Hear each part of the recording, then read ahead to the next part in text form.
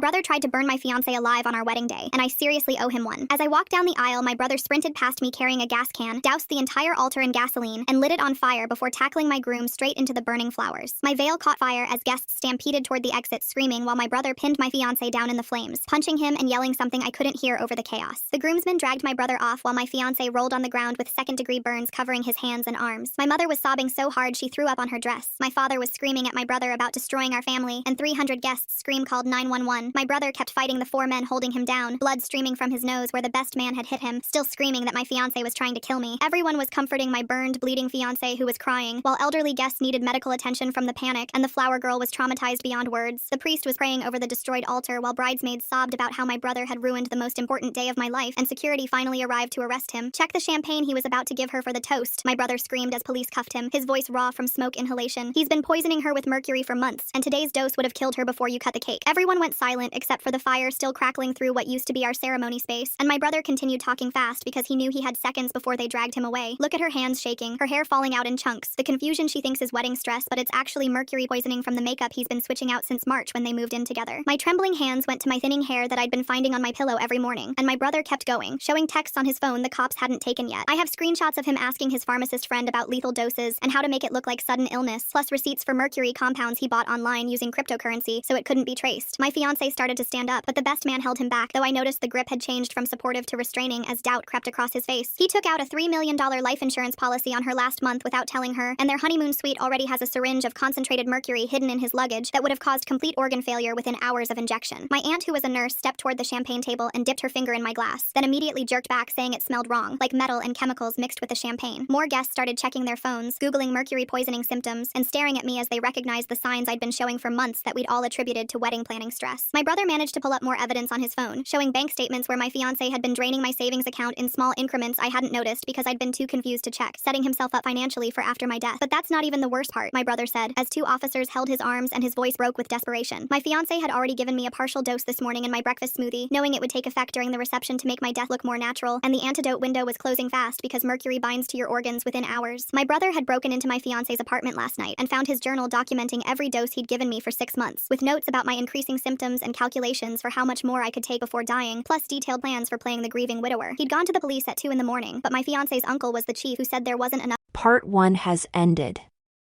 To watch the full story, please go to our channel's homepage and look for the video title that matches the content shown in the picture, and you will find the full story video.